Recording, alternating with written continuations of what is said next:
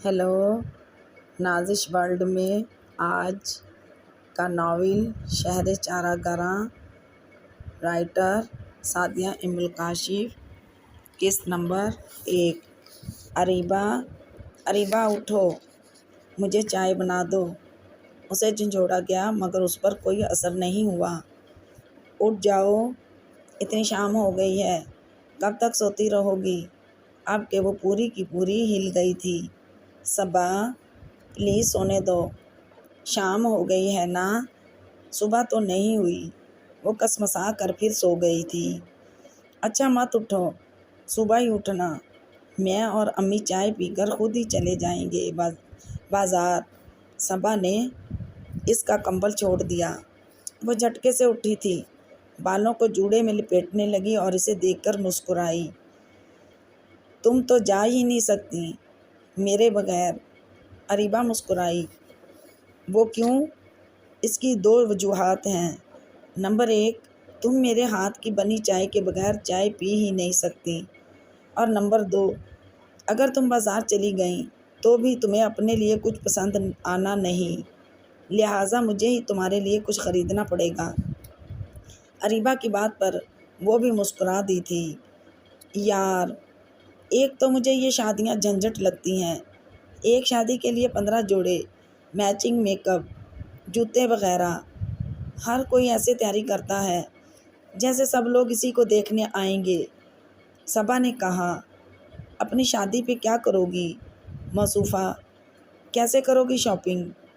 اریبہ بستر سے اٹھ گئی تھی۔ صبا ایک لمحے کے لیے خاموش ہو گئی۔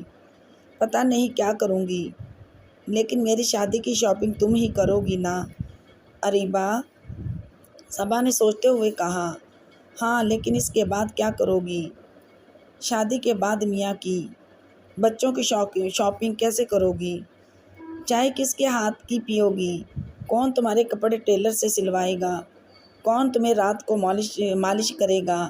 اور کون تمہارے چھوٹے چھوٹے کام کرے گا؟ کبھی سوچا ہے؟ اریبہ نے صبا کے بالوں کو بکھیرا۔ کیوں سوچوں میں یہ فضول باتیں؟ میں نے تم سے دور کہیں نہیں جانا، ہمیشہ تم ہی کو میرے کام کرنے ہیں۔ صبا نے بال دوبارہ سنوارے۔ اور اگر میں کہوں دور چلی گئی تو؟ اریبہ نے اس کی آنکھوں میں جھانکتے ہوئے کہا۔ صبا خاموش ہو گئی۔ مت کرو ایسی فضول بیکار باتیں، اللہ تعالیٰ نے ہمیں ایک ساتھ پیدا کیا ہے اور ہم ہمیشہ ساتھ رہیں گے، چاہے کچھ بھی ہو جائے، ہمیں کوئی دور نہیں کر سکتا۔ صبا نے فیصلہ سنا دیا اور اریبہ مسکرا دی۔ وہ دونوں جڑواں تھیں، مسز عاصمہ بیگ کے گھر انہوں نے اکٹھے جنم لیا تھا۔ ان سے چھوٹا ایک بھائی تھا، حمزہ۔ والد بہت پہلے وفات پا چکے تھے۔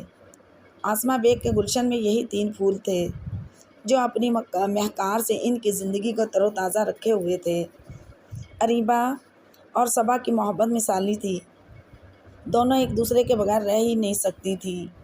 اکٹھے کھانا، ایک سے کپڑے پہننا، ہر جگہ ساتھ ساتھ رہنا، ان کے نہ صرف خد و خال بلکہ ہر چیز یکساں تھی۔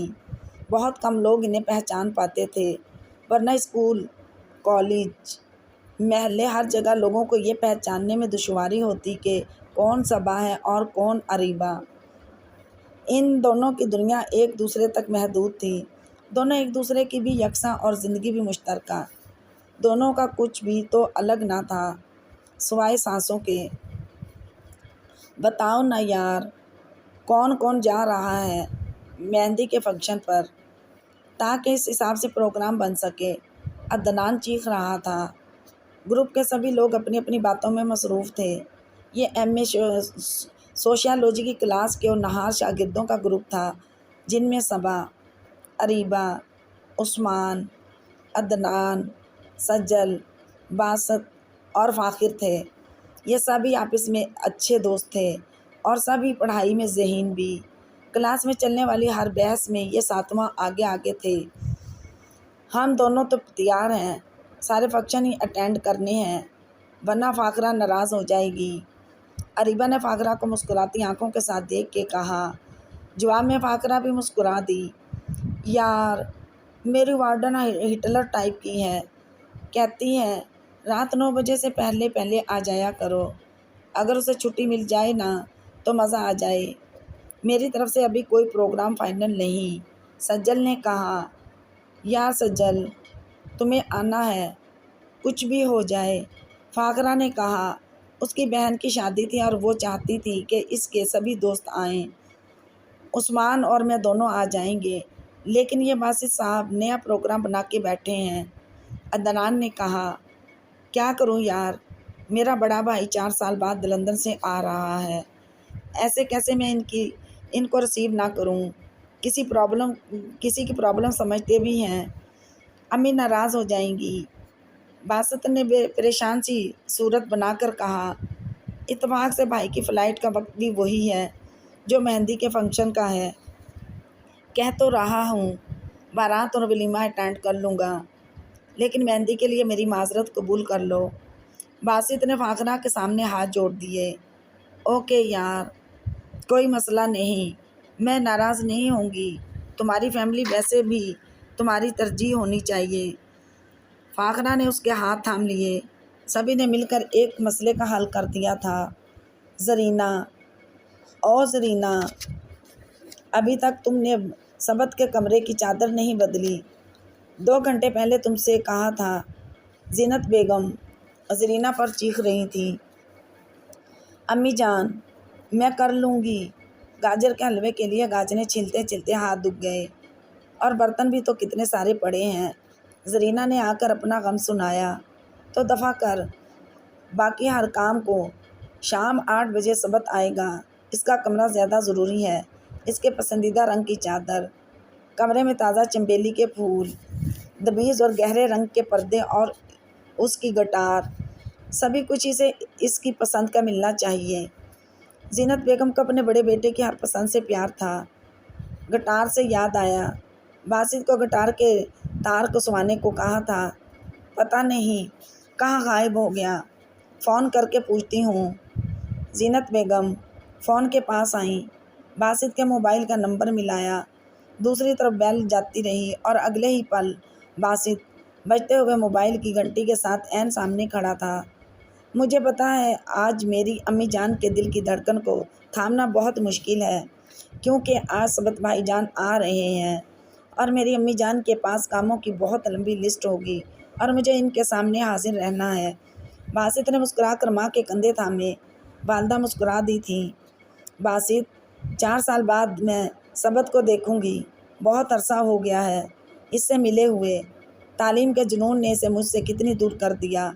MBBS کے بعد اس کا اسپیشلائزیشن کا جنون اسے ہم سے بہت دور لے گیا، اور اب جب وہ اپنی تعلیم مکمل کر کے لوٹ رہا ہے تو پتہ نہیں کیوں یہ لگ رہا ہے کہ وہ دوبارہ کہیں چلا جائے گا۔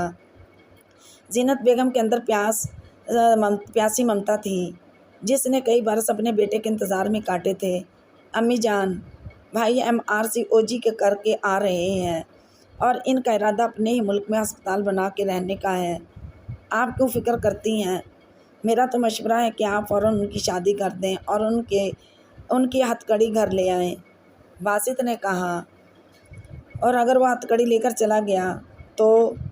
زینت بیگم نے سوال کیا۔ تو آپ مجھ سے کام چلا لیجئے گا، باسط نے شرارت سے کہا تو زینت بیگم مسکرا دیں اور اسے گلے سے لگا لیا۔ ایئرپورٹ پر ان کی نظریں منتظر تھیں اپنے چاند سے بیٹے کو دیکھنے کے لیے۔ باسط نے بھی کتنے عرصے سے انہیں نہیں دیکھا تھا، بس نیٹ اور فون کے ذریعے اکثر بات چیت ہو جاتی تھی۔ فلائٹ کا آنے کا اعلان ہوا، دل کی دھڑکنیں تیز ہونے لگیں۔ آنے والے مسافروں کے ناشناسا چہروں میں سے سبت حسن ملک کے آشنا خد و خال نظر آئے۔ باسط اور زینت بیگم کے مردہ جسموں میں جیسے زندگی دوڑ گئی۔ گرے کلر کے 2 پیس سوٹ کے اندر بلو کلر کی ٹائی لگائے، سامان کی ٹرالی دھکیلتا وہ بہت نپے تلے قدم اٹھاتا باہر آ رہا تھا۔ ماں اور بھائی کو دیکھ کر وہ ان کی جانب آیا۔ برسوں بعد ملے بیٹے کو سینے سے لگاتے ہی دل کے دھڑکنے کا احساس ہوا تھا۔ ایسے محسوس ایک ماں کو تب ہوتا ہے جب وہ پہلی مرتبہ اپنے بچے کو اٹھاتی ہے، اس کے چہرے کو دیکھ کے اس کے خد و خال کا جائزہ لیتی ہے، اس کے ننھے منھے پاؤں چھوتی ہے۔ آج پھر زینت بیگم کو سبت کی پیدائش کا گمان ہوا تھا۔ وہ لمحہ اپنی تر و تازگی کے ساتھ آج پھر ان کے روبرو تھا، اور پھر ایئرپورٹ سے گھر تک کا سفر اسی لمحے کے ہمراہ کٹا تھا۔ میرے نیئر سے آج مجھے آیا یہ پیلا جوڑا، یہ پیلا جوڑا، یہ ہری ہری چوڑیاں۔ ڈھولکی کی تھاپ پر سبھی نوجوان لڑکیوں نے شور ڈالا ہوا تھا، جن میں فاخرہ کے ساتھ سجل، اریبہ اور صبا پیش تھیں۔ عثمان اور عدنان بھی موجود تھے۔ عدنان مووی بنا رہا تھا اور عثمان کونے میں کھڑا طرح طرح کی لڑکیوں سے لطف اندوز ہو رہا تھا۔ فنکشن اپنے عروج پر تھا، رات بھی نکھری تھی، فضا میں کچھ خنکی کا احساس بھی ہوتا تھا۔ کچھ دیر گزری تو اسی ہستی کی آمد ہوئی کہ جس کے لیے نیہر سے پیلا جوڑا اور ہری ہری چوڑیاں بھیجی گئی تھیں، جو اس فنکشن کی سب سے خاصی ہستی تھی۔ مہندی مائیوں کا فنکشن شروع ہوتا تھا۔ سبز رنگ کے دوپٹے اور پیلے گوٹے والے جوڑے میں لپٹی دلہن سجن گھر جانے کے لیے اپنا جسم سندل کی خوشبو اور چندن سے رنگنے لگی۔ 7 سہاگنیں باری باری اس کے بالوں میں تیل اور چہرے پہ اپٹن لگانے لگیں۔ سہاگنوں کے بعد لڑکیوں نے دلہن کے ہاتھ پہ مہندی رکھنا شروع کی۔ عدنان مووی بنانے میں مصروف تھا اور عثمان بڑی دلچسپی سے کونے میں کھڑا یہ تمام منظر دیکھ رہا تھا۔ بظاہر تو یہ سارا منظر اس کی دلچسپی کا تھا، لیکن اسی دلچسپی کا مرکز وہ کومل سی لڑکی تھی جس نے کئی دنوں سے اس کی نیندوں پہ دھاوا بول رکھا تھا، کئی دنوں سے سکون کو گرفتار کر رکھا تھا، جس کا چہرہ کسی ہوا کے مسور کن جھونکے کی طرح آنکھوں کے سامنے آتا اور کہتا کہ میں ہی ہوں تمہاری زندگی کی گرم دوپہروں میں چلنے والی خوشگوار ہوا، تمہاری آنکھوں پہ چاند ٹانکنے والی شخصیت، تمہاری صبا۔ وہ کتنی دیر سے صبا کو دیکھ رہا تھا، اس کی بہت ہی لمبی ریشمی زلفوں کو، اس کی ہر ادا کو، چنری کے سبز کپڑوں میں ملبوس اس چاند سراپے کو۔ یوں تو اریبہ کا چہرہ بھی صبا ہی کے جیسا تھا، لیکن پھر بھی عثمان کو اس چہرے میں کوئی ایسی بات تو نظر آئی تھی جو اریبہ کے چہرے پہ نہ تھی۔ کبھی کبھی یوں بھی ہوتا تھا کہ خد و خال بھی محبت میں بے معنی ہو جائیں۔ کسی کی آنکھیں، ناک، ہونٹ محبوب کے جیسا ضرور ہو سکتا ہے، لیکن وہ آپ کے محبوب نہیں ہو سکتا۔ محبت بھلا ایسا کیا پھونک دیتی ہے کسی بھی عام شخص کے اندر کہ وہ خاص ہو جاتا ہے؟ اس کی باتیں، اس کے خیال ماروائی حاصل کر لیتے ہیں۔ وہ بھولے سے بھی ذہن کے کواڑوں سے ہٹتا نہیں، مٹتا نہیں، جاتا نہیں۔ اپنا گھر سمجھ کر دل کے ناہ خانوں میں بس جانا ہے، دل کے ہر گوشے پہ اپنا حق جتانا ہے۔ وہ کونے میں کھڑا کسی گہری سوچ میں گم تھا۔ اس بار ایک پھول سی لڑکی تھی جس کی یک طرفہ محبت کی چنگاری کئی دن پہلے اس کے اندر چل پڑی تھی اور اب اس کے جسم کے اندر موجود ہر عضویے اثر دکھاتی جا رہی تھی۔ سجل اس کے پاس آ کھڑی ہوئی تھی، اسے اس کی موجودگی کا احساس قطعی نہیں ہوا تھا۔ کیا میں پوچھ سکتی ہوں کہ وہ کون سی لڑکی ہے؟ سجل نے اس کے کافی نزدیک سرگوشی کی تھی۔ وہ چونک پڑا۔ لڑکی؟ کون سی لڑکی؟ یہاں تو بہت سی لڑکیاں ہیں۔ اس نے اپنے اندر کے شدت پسند لڑکے کو چھپانا چاہا۔ لڑکیاں تو بہت ساری ہوتی ہیں عثمان، مگر محبت ایک سے ہوتی ہے۔ میں دوست ہوں عثمان، پوچھنے کا حق رکھتی ہوں، بتاؤ تم کس کو سوچ رہے تھے؟ سجل نے اس کی آنکھوں میں جھانکا۔ کوئی نہیں سجل، جھوٹ مت بولو، تمہیں اتنا سیریس میں نے کبھی نہیں دیکھا۔ بولو، فاخرہ، اریبہ یا کوئی اور؟ سجل ضد پر اڑ گئی تھی۔ وعدہ کرو اسے نہیں بتاؤ گی۔ عثمان پگھلنے لگا۔ کسے؟ سجل سمجھدار تھی، صبا کو۔ وہ فوراً بول پڑا اور سجل کھلکھلا کر ہنس دی۔ دیکھا، اگلوا لیا نا؟ تو سید عثمان شاہ کا دل آیا ہوا ہے مس صبا بیگ پر۔ سجل نے شرارت سے دیکھا تھا۔ ویسے تمہیں پتہ ہے کہ کون صبا ہے اور کون اریبہ؟ ہوں، پتہ ہے۔ جس کی ناک کے نیچے ایک ننھا سا تل ہے وہ ہے میری صبا، اور جو مسکراتی ہے تو اس کے گال میں معصوم سا گڑا پڑتا ہے وہ ہے میری صبا۔ جس کی آواز باریک اور مترنم ہے وہ ہے میری صبا۔ جس کے بال زیادہ لمبے اور پتلے ہیں وہ ہے میری صبا۔ عثمان بہت ولیحانہ پن سے بولا۔ بس بڑی ریسرچ کر رکھی ہے تم نے صبا کے اوپر، تم تو پوری کتاب لکھ لو گے۔ سجل مسکرا دی۔ دوست ہوگی تو نہیں بتاؤ گی اسے؟ دوست تو میں اس کی بھی ہوں مسٹر مجنوں۔ سجل یہ کہہ کے دوڑی تھی اس بھیڑ کی طرف جہاں پہ سبھی لڑکیاں تھیں اور عثمان مسکرا دیا تھا۔ سبت حسن ملک کو اس نامانوس خوشبو نے پاگل کر کے رکھ دیا تھا۔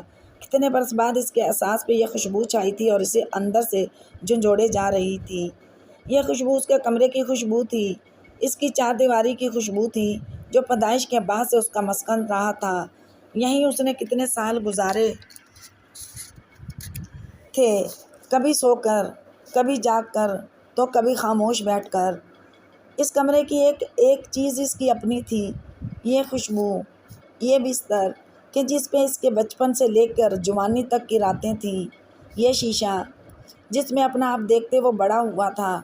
اسی آئینے نے ننھا اسکول جاتا سبت دیکھا تھا، اسی آئینے میں کالج پہنچنے والا دبلا پتلا سبت دیکھا تھا، اور وہی آئینہ آج ڈاکٹر سبت حسن ملک کو دیکھ رہا تھا، جو 6 فٹ لمبا اور قد آور مگر وجیح شخصیت کا مالک تھا، جس پہ اس کی کولیگز جان نشاور کرتی تھیں، قدم قدم پہ اس کے لیے جان بچھاتی تھیں، مگر وہ سمندر کی کسی مغرور لہر کی طرح اپنے نیچے بچھنے والی ہر چیز کو پاؤں تلے روندتا بہت آگے جا چکا تھا۔ اسے اس طرح کی جگہ جگہ بچھنے والی جانوں کی کوئی پرواہ نہ تھی۔ وہ کسی ایسی جان کی تلاش میں تھا کہ جسے دیکھتے ہی اس کی راہ میں بچھ جانے کو دل چاہے۔ اس کی امی جان نے اس کمرے کی حفاظت کتنے پیار کے ساتھ کی تھی، یہاں کی ہر چیز کو کتنے لاڈ سے رکھا تھا، بالکل اپنے بچوں کی طرح، یہاں تک کہ بستر پر چادر اور پردے بھی سبت کی پسند کے تھے۔ اسے اپنی ماں پہ بہت پیار آیا تھا۔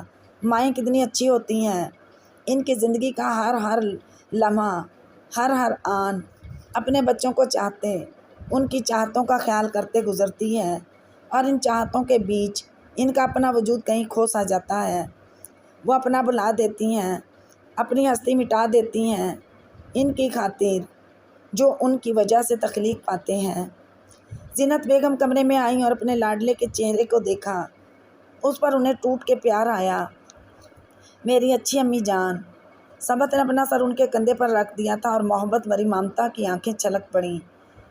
اتنے سال لگا دیے تم نے سبت، کتنا انتظار کیا میں نے تمہارا، پتہ ہے سبت، جب تم چھوٹے سے ہوتے تھے نا تو میں کہتی تھی کہ کب میرا بیٹا بڑا ہوگا، کب اس کا قد میرے قد سے اونچا ہوگا، کب اس کے ننھے سے ہاتھ اتنے بڑے ہو جائیں گے کہ ان میں میرے ہاتھ سما جائیں۔ اور اب جب کہ میرا بیٹا میرے قد سے بڑا ہو گیا ہے اور اس کے ہاتھ میرے ہاتھ کو تھام کر مجھے سہارا دے سکتے ہیں، تو وہ میرے پاس ہی ہیں نہیں، میں اکیلی ہو گئی ہوں۔ زینت بیگم کی آنکھیں چھلک پڑیں۔ امی، آپ کیوں روتی ہیں؟ اب آپ کا بیٹا آ گیا ہے نا، اسپیشلسٹ ڈاکٹر بن کر۔ میری اعلیٰ تعلیم بھی تو آپ ہی کا خواب تھی نا۔ وہ ماں کے گھٹنوں میں اپنا سر رکھ کر بولا، آپ بہت ہوئی تمہاری پڑھائی، اب میں تمہیں کہیں جانے نہیں دوں گی، اپنی دلہن لے آؤ، یہ اپنا اسپتال بناؤ، اور مجھے پوتے پوتیاں دو تاکہ میں ان سے کھیلوں۔ اس کے گھنگریالے بالوں میں زینت بیگم اپنے ہاتھ پھیرنے لگی۔ بڑی جلدی ہے آپ کو اپنا بیٹا اپنے سے دور کرنے کی۔ اس نے سر اٹھا کے ماں کو دیکھا تھا اور مسکرا کر رہ گئی تھی۔ ہیٹر کی جلتی تپتی راڈ نے پورے کمرے کو گرم کر رکھا ہوا تھا۔ عین جنوری کی یک بستر رات تھی۔ صبا اپنے کمرے میں لیٹی کسی کتاب کا مطالعہ کر رہی تھی اور اریبہ بستر کی دوسری طرف کسی گہری سوچ میں گم تھی۔ بظاہر اس کی اداس آنکھیں ہیٹر کی راڈ کی طرف تھیں، لیکن دور، بہت دور، ذہن کے اندر رقصاں ایک بہت ہی گہرا خیال تھا۔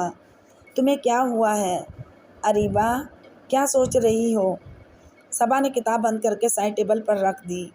یار، تم سے ایک بات ڈسکس کرنی ہے، کافی پریشان ہوں میں۔ اریبہ نے اس کی جانب دیکھتے ہوئے کہا، بولو کیا پریشانی ہے؟ صبا، میں ایک خواب بہت عرصے سے دیکھ رہی ہوں، اکثر و بیشتر سوتے میں وہ خواب بار بار نظر آتا ہے، 3-4 سے زیادہ مرتبہ میں وہی ایک خواب دیکھ چکی ہوں۔ اریبہ نے کہا، کیا خواب ہے بتاؤ بھی؟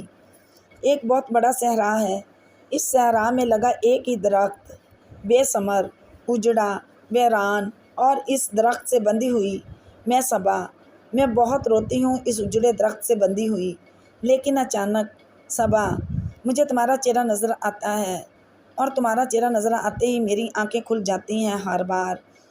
ہر دفعہ یہ خواب اسی طرح ادھورا ٹوٹ جاتا ہے، پتہ نہیں کیوں۔ اس ادھورے خواب نے مجھے بہت پریشان کر رکھا ہے۔ اریبہ کے چہرے پر ابھی بھی اس خواب کے تاثر زندہ تھے۔ یہ کیا خواب ہوا بھلا؟ عجیب سا، ڈر اپنے والا، ڈرا دینے والا۔ صبا نے منہ بنایا۔ کیا ہر خواب کی تعبیر ہوتی ہے؟ اریبہ نے پوچھا۔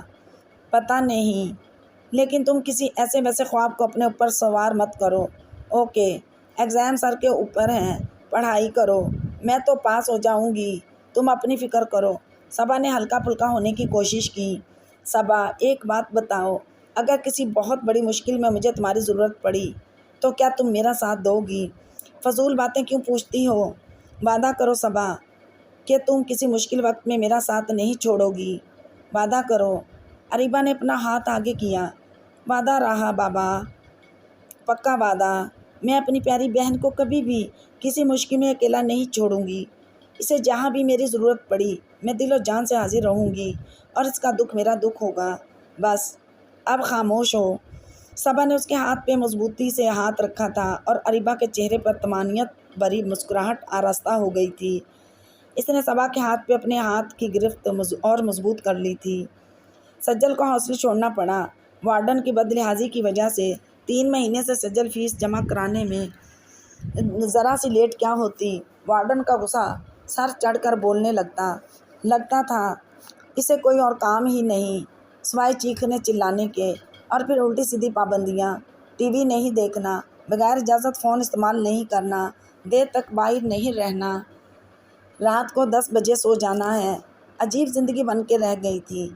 تنگ آ کر اس نے ہاسٹل چھوڑ دیا اور عثمان کے مشورے پر وہ ایک فلیٹ میں رہنے آ گئی، جس کی مالکن ایک معمر خاتون تھیں جنہیں سب رضیہ آنٹی بلاتے تھے۔ یہ بیوہ خاتون تھیں جن کی کوئی اولاد نہ تھی۔ اتنی تنہائی دور کرنے کے لیے انہوں نے اپنے فلیٹ میں طالب علم لڑکیوں کو رکھا تھا، بے انگ گیسٹ کے طور پر۔ آج سجل اپنا سامان اٹھا کے اپنا وہ فلیٹ لیے دیکھے ادھر آ گئی، اور پھر سامان کے نام پر اس کے پاس تھا ہی کیا، ایک عدد کمپیوٹر، چند جوڑے اور کتابیں۔ وہ فلیٹ کے عین درمیان میں تھی۔ گھنٹی بجانے پر دروازہ کسی بچے نے کھولا تھا جس کی عمر 12-13 سال کے قریب تھی۔ میرا نام سجل شاہ ہے، مجھے رضیہ آنٹی سے ملنا ہے۔ میرا نام سجل شاہ ہے، مجھے لجیہ آنٹی سے ملنا ہے، تو مل لیجئے۔ لڑکے نے اس کی نقل اتاری تھی یا ایسے ہی کہا تھا وہ جان نہ پائی۔ 1 منٹ لگے گا، میں آنٹی کو بتاتا ہوں جا کے، وہ توتلی زبان میں کہتا ہوا اندر چلا گیا، اور تھوڑی دیر بعد سر ہلاتا ہوا باہر آ گیا۔ اندر آ جائیے، آنٹی نے کہا ہے کہ آپ کو ڈرائنگ روم میں بٹھا لوں، تو آ کے بیٹھ جائیے۔ اس توتلے باتونی ٹھگنے مگر دلچسپ لڑکے کے پیچھے پیچھے وہ اندر آ گئی۔ اندر آتے ہی ایک خوشبو اس کے نتنوں سے ٹکرائی۔ یہ کھانے کی خوشبو تھی، اور یہ خوشبو انہی گھروں سے آتی ہے جہاں باشعور اور سگڑ خواتین رہتی ہوں، اور اس طرح کی خوشبو اسے اپنے ماضی میں لے جایا کرتی تھی جہاں اس کی دادی باورچی خانے کے اندر طرح طرح کے پکوان پکاتی تھیں، کبھی آلو گوشت تو کبھی سرسوں کا ساگ، کبھی ایرانی پلاؤ تو کبھی گاجر کا حلوہ۔ اس طرح کی دیگچی سے اٹھنے والی خوشبو اسے بے چین کر دیتی، اور کھیل ادھورا چھوڑ کر بھاگی بھاگی آتی اور دادی سے لپٹ جاتی۔ دادی اماں، بھوک لگی ہے، بس 5 منٹ میری جان، چاول دم لے لیں، دادی سے پیار سے کہتی۔ یہ دم کیا ہوتا ہے دادی اماں؟ ننھی سجل حیران ہو کے پوچھتی۔ وہی جو تم نہیں لیتی۔ دادی نے اسے گود میں اٹھا لیا، اور پھر گرم گرم بریانی اسے کھانے کو ملتی جسے دادی پھونک پھونک کر اسے کھلاتی۔ کتنے اچھے تھے وہ دن، جانے کہاں چلے گئے۔ وہ ٹھنڈی آہ بھر کے رہ گئی۔ 2 منٹ کے لیے چولہے کی آگ بند کر دینا شیر علی، اور چائے پک جائے تو فٹافٹ لے آؤ۔ کسی عورت کی آواز نے اسے متوجہ کیا۔ وہ رضیہ آنٹی تھیں۔ وہ ان کے آتے ہی اپنی نشست سے اٹھ بیٹھی۔ بیٹھو بیٹھو بیٹا، اپنا گھر سمجھو۔ وہ بہت شفیق تھیں۔ سجل، یہی نام ہے نا تمہارا؟ ہاں جی، بڑا پیارا نام ہے، اور اس سے بھی پیاری تم ہو۔ تمہاری عمر کی لڑکیاں رہتی ہیں یہاں، میرا تو کوئی اگلا پچھلا ہے ہی نہیں۔ ایک شوہر تھا، سو وہ بھی اللہ نے لے لیا۔ اپنے گھر کو تم جیسی پریوں سے آباد رکھنے کی کوشش کرتی ہوں کہ شاید تم لوگوں کے کہکے ہی میری تنہائی دور کر سکیں۔ آنٹی کے چہرے پر اداس سائے بکھر گئے۔ اور کتنی لڑکیاں ہیں یہاں آنٹی؟ 3 کمرے ہیں، ہر کمرے میں 2 لڑکیاں ہیں۔ گنجائش تو کوئی نہ تھی، لیکن اگلے مہینے تک ایک لڑکی ماریا شاید اپنے گھر چلی جائے۔ اس کا MA مکمل ہونے والا ہے اور شاید گھر والے شادی بھی کر رہے ہیں۔ وہ چلی جائے گی تو آسانی رہے گی۔ آؤ تم اپنا کمرہ دیکھ لو۔ آنٹی نے اپنا بھاری بھرکم وجود اٹھایا اور وہ ان کے پیچھے پیچھے باہر آ گئی۔ باہر آتے ہی وہ لڑکا کسی جن کی طرح نمودار ہوا تھا۔ بی بی دی تائے، یہ شیر علی ہے، کام کے لیے ہوتا ہے یہاں، لیکن کام کے علاوہ یہ سب کچھ کرتا ہے۔ توتلا ہے، پھر بھی بولنے سے باز نہیں آتا۔ اندر لے آؤ چائے۔ رضیہ آنٹی نے اس کا تعارف کرایا۔ سجل کے چہرے پر مسکراہٹ پھیل گئی۔ وہ دونوں اندر کمرے میں آ گئیں۔ صاف ستھرے سے کمرے تھے، پورا گھر منظم تھا، ہر جگہ شیشے کی طرح چمک رہی تھی۔ اس کمرے کے اندر 2 سنگل بیڈ تھے، 2 اسٹڈی ٹیبل اور ایک عدد آئینہ، جس کے آگے ٹیبل پہ دنیا جہان کی پرفیومز اور کاسمیٹکس پڑی تھی۔ یہ تمہارا کمرہ ہے، یہاں تم سے پہلے عائشہ اور ماریا رہتی ہیں۔ یہ کمرہ سب سے کشادہ ہے، بیڈ تو 2 ہی ہیں، تم چاہو تو میرے کمرے میں آ کے سو جاؤ کچھ دن۔ آنٹی نے کہا۔ نہیں آنٹی، میں نیچے میٹرس بچھا کے سو جاؤں گی، آپ کو ڈسٹرب نہیں کروں گی۔ اس نے اپنا بیگ اٹھا کے کونے میں رکھا۔ میں بھلا کیا کرتی ہوں؟ تم لوگوں کی طرح پڑھتی تھوڑی ہوں، اللہ اللہ ہی کرتی ہوں، یا پھر خواتین کے رسالے پڑھتی ہوں۔ رضیہ آنٹی مسکرا دیں۔ تم یہ چائے پیو، اپنا سامان سیٹ کرو، ساری لڑکیاں ابھی آ جائیں گی اپنے اپنے کالج سے۔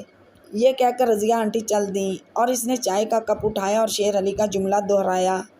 بی بی دی تائے، وہ مسکرا دی تھی، اسے ماحول اچھا لگا تھا۔ کھٹاک سے دروازہ کھلا تھا اور جھٹاک سے ایک لڑکی اندر آ گئی تھی۔ ویلکم ویلکم مس سجل شاہ، میرا نام کویتا ہے، کویتا بنرجی، میں تمہاری روم میٹ ہوں، میڈیکل کے 2nd ایئر میں ہوں۔ ہماری تیسری ساتھی ماریا ہے، MA انگلش کرنے والی ہے اور شادی بھی۔ کویتا نے ایک ہی سانس میں اپنے تعارف کروایا تھا۔ سجل کو لگا کہ یہاں کے ہر بندے کو بولنے کی بیماری ہے۔ ماریا کب آتی ہے؟ سجل نے پوچھا۔ آ جاتی ہے 4 بجے تک، پوائنٹ پہ آتی ہے۔ میری تو اپنی گاڑی ہے، باقی لڑکیوں سے ملو گی؟ کویتا نے پوچھا۔ اس نے گردن اس بات میں ہلائی اور اگلے ہی لمحے وہ دونوں دوسرے کمرے میں تھیں، جو ان کے کمرے کی نسبت چھوٹا تھا۔ فرینڈز، یہ ہماری نئی ساتھی ہیں، سجل شاہ، اور سجل یہ ہیں نشاط، یہ BA کرتی ہیں۔ یہ ہیں عالیہ، MBA کر رہی ہیں۔ یہ امبرین، یہ میری کلاس فیلو ہیں، اور یہ عائشہ، یہ BCom کرنے کے بعد MCom کر رہی ہیں۔ باقی ماریا بھی تھوڑی دیر میں آ جائے گی۔ کویتا نے سبھی کا تعارف کروایا۔ سبھی نے اس کو ویلکم کہا۔ سب کی سب بہت پیار کرنے والی تھی۔ اتنے میں شیر علی مٹکتا ٹہلتا آ گیا۔ بی بی تی کہہ رہی ہیں کہ تھانہ لگ دیا ہے۔ تھانہ؟ یہ تھانہ کہاں لگتا ہے؟ سجل نے کہا۔ تھانہ؟ وہ تو تیپل پر لگتا ہے۔ تو لدواؤ، ہم تھانے آ رہے ہیں۔ کویتا کے یہ کہنے پر کہکوں کی ایک برسات امڑ پڑی تھی، جن میں سجل بھی شامل تھی۔ اسے یہ جان کے بڑی حیرت ہوئی تھی کہ کھانا آنٹی خود بناتی تھیں اور سبھی لڑکیاں اپنے اپنے پیسے انہیں دے دیا کرتی تھیں۔ کپڑے دھونے کے لیے ایک ماسی تھی جو سبھی کے کپڑے دھوتی تھی، استری شیر علی بھی کر دیتا تھا۔ قسم سے عثمان، بہت اچھی جگہ ہے، روم میٹس بھی بہت اچھی ہیں۔ میری تو جان چھوٹی اس وارڈن سے، زندگی عذاب بنا کے رکھ دی تھی۔ سجل نے اگلے دن یونیورسٹی میں خوش ہو کے کہا۔ تمہاری سیٹلمنٹ ہو گئی ہے، اس خوشی میں ہمیں ٹریٹ دے ہی دو۔ عدنان نے کہا۔ تم ٹریٹ کے موقع تلاش کرتے رہنا، باسط نے کہا۔ ٹریٹ تو ویسے تم سے لینی چاہیے یار، تمہارا بھائی آیا ہے واپس، کوئی پارٹی وارٹی تو دو اس خوشی میں، عثمان نے کہا۔ ارے ہاں باسط، تمہیں تو ہم نے چھوڑ ہی دیا، اتنی بڑی خوشی تمہارے گھر آئی ہے اور تم مفت میں بچ گئے۔ اریبہ نے اسے دیکھا۔ میں کہاں بچ گیا ہوں یار، میں تیار ہوں پارٹی دینے کو، لیکن ایگزام بھی تو نزدیک ہیں۔ باسط بولا، ابھی 2 ماہ باقی ہیں امتحانوں میں، یہ بندہ مفت میں چھٹا چاہتا ہے، اسے مت چھوڑنا۔ عدنان نے اسے پکڑ لیا تھا اور پھر اگلے ہی دن باسط کے گھر پارٹی رکھی گئی تھی۔ پارٹی میں باری باری سبھی آ گئے تھے۔ عدنان اور عثمان دونوں ساتھ آئے تھے۔ فاقرہ کو اس کے ابو چھوڑ گئے تھے۔ سجل کوئی ٹیکسی پکڑ کے پہنچی تھی۔ انتظار تھا تو صبا اور اریبہ کا۔ صبا تو کچھ دیر بعد آ گئی، لیکن اریبہ غالباً کوئی گفٹ لینے کسی قریبی دکان پر اتر گئی تھی اور کچھ دیر بعد آنے کا کہا تھا۔ گلابی رنگ کا باریک سا جوڑا صبا کے وجود پر آ کے جچ رہا تھا۔ عثمان پل بھر کو اسے دیکھتا ہی رہ گیا تھا۔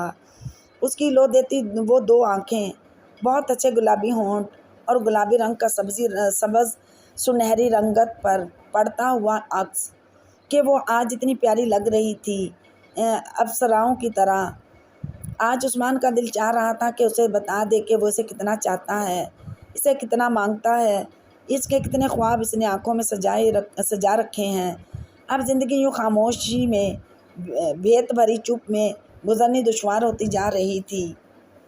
آؤ میں تمہیں بتا دوں کہ تم میرے لیے کیا ہو، تمہارا احساس میری روح کے لیے کیا ہے، تمہارا نام میرے اندر پنپتی لمحہ لمحہ بڑھتی محبت کے لیے کیا ہے۔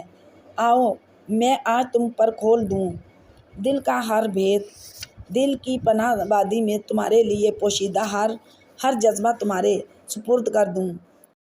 آؤ آج میں تمہیں یہ دے دوں کئی سارے وعدے، کئی ساری تمناؤں کی تتلیاں، اور تمہیں انہیں اپنی مٹھیوں میں بند کر کے رکھو۔ آؤ میں تمہیں بتا دوں صبا کہ مجھے تم سے محبت ہے۔ مرد کی آنکھوں کے اندر اتنی شدت سے جلنے والی لو عورت سے کبھی نہیں چھپ سکتی۔ وہ آہستہ آہستہ اس لو کو، شدت، اس کی تپش کو محسوس کر لیتی ہے۔ سو صبا نے بھی کر لی تھی، مگر وہ اپنے اس احساس کو واہمہ سمجھ کر جھٹکنا چاہتی تھی۔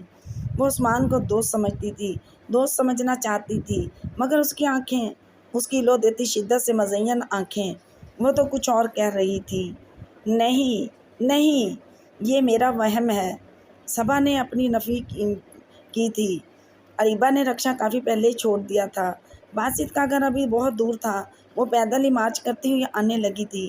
سارے بنگلے ایک طرح کے تھے اور جو فرق تھا وہ بہت معمولی سا تھا۔ رات کے وقت اسے کافی دشواری ہونے لگی۔ وہ چلتی رہی۔ ایک گھر کا گیٹ کھلا ہوا تھا اور اندر سے شور کی آواز بھی آ رہی تھی۔ اسے لگا کہ شاید یہی گھر ہے۔ وہ اندر جانے لگی۔ اندر جاتے ہی اس کا سامنا ایک خطرناک خونخوار قسم کے کتے سے ہوا۔ دل کی دھڑکن اشتعال میں آ گئی، پاؤں میں کپ کپی دوڑی۔ اوپر سے اس کتے کی آنکھیں، خون اگلتی سرخ رنگ کی آنکھیں۔ وہ اریبہ کی جانب ہی دیکھ رہا تھا۔ چند لمحے اسی طرح ٹکٹکی باندھنے کے بعد اس زور سے بھونکا کہ بس وہی لمحہ قیامت بن گیا۔ وہ بہت تیزی سے پلٹی تھی اور دوڑ لگا دی تھی۔ گیٹ سے باہر آئی اور سڑک پر دوڑنے لگی۔ سڑک پر کوئی بندہ بشر نہ تھا اور نہ کوئی گیٹ کھلا تھا۔ وہ دوڑتی رہی۔ اسے ایک گیٹ کھلا نظر آ گیا۔ یہی غنیمت جان کر وہ اس کے اندر گھس گئی۔ پاؤں سے جوتے کہیں اتر چکے تھے، بالوں کی بکھر بکھر کے برا حال تھا۔ وہ گھر کے اندر آ گئی اور دروازہ کھول لیا۔ اندر آتے ہی اسے پہلا دروازہ نظر آیا۔ وہ اس کو کھول کے گھس گئی اور وہاں آتے ہی اسے محسوس ہوا کہ وہ کسی بہت بڑی قیامت سے بچ نکلی ہے۔ بار بار اسے خونخوار کتے کی بھیانک آنکھیں یاد آتی اور وہ ڈر جاتی۔ دل زور زور سے دھڑکنے لگتا۔ کمرے کے ساتھ اٹیچ باتھ روم تھا، جہاں سے مسلسل شاور لینے کی آواز آ رہی تھی۔ شاید کوئی نہا رہا تھا۔ اچانک یہ آواز بند ہوئی۔ وہ گھبرا کے بیڈ کے اس طرف کھڑی ہو گئی۔ اسے کیا کرنا چاہیے تھا؟ وہ چوروں کی مانند کسی کے کمرے میں گھس آئی تھی۔ کیا وجہ پیش کرتی اس طرح آنے کی؟ دروازہ کھلنے کی آواز آئی۔ وہ فوراً پردے کے اندر چھپ گئی۔ کوئی باہر آیا تھا۔ دبیز قالین کے اوپر قدموں کی چاپ کا احساس بھی نہ ہوتا تھا، مگر ایک ایسی اجنبی سی مہک کا احساس ضرور ہوا تھا۔ اس نے ہلکا سا پردہ ہٹا کے دیکھا۔ نیلے رنگ کے تولیے میں لپٹا وہ کوئی 26-27 سال کا مرد تھا، جس کے بھیگے بال تھے اور اس کی پیٹھ نظر آ رہی تھی۔ وہ الماری سے کوئی سوٹ منتخب کر رہا تھا۔ کچھ دیر کے بعد اس نے نیلے رنگ کی شرٹ نکالی اور بلیک کلر کی پینٹ اور اسے پہننے کے لیے دوبارہ باتھ روم میں چلا گیا۔ کچھ ہی دیر بعد وہ کپڑے پہن کر باہر آ گیا اور ڈریسنگ ٹیبل کے شیشے کے سامنے کھڑا کچھ گنگنانے لگا۔ ساتھ ساتھ کنگھی بھی کر رہا تھا۔ تبھی ٹیبل پر پڑا وہ موبائل فون چل اٹھا، چلا اٹھا۔ وہ کنگھی چھوڑ کر فون کی جانب بڑھا۔ ہاں بولو۔ بس ابھی 5 منٹ میں اوپر آ رہا ہوں۔ مجھے معلوم ہے کہ یہ پارٹی میرے اعزاز میں ہے۔ نہیں نہیں، میں بالکل بھی تمہاری انسلٹ نہیں کرواؤں گا ڈیئر۔ وہ بات کرتا کرتا باتھ روم کے دروازے کی جانب چلا گیا۔ اریبہ نے یہی موقع غنیمت جانا اور پردے سے باہر آئی اور بے آواز مگر تیز قدموں سے دروازے کی طرف بڑھی۔ عین اسی اس لمحے اسے سبت حسن ملک نے دیکھ لیا تھا۔ وہ اسے اپنی جانب دیکھتا پاتے ہی رک گئی تھی۔ خجالت کی انتہا تھی۔ آج اس کے ساتھ کیا ہو گیا تھا؟ کون ہو تم اور یہاں کیا کر رہی ہو میرے کمرے میں؟ وہ اس کی طرف آتے ہوئے پوچھ بیٹھا تھا۔ حملہ بہت جاہرانہ تھا۔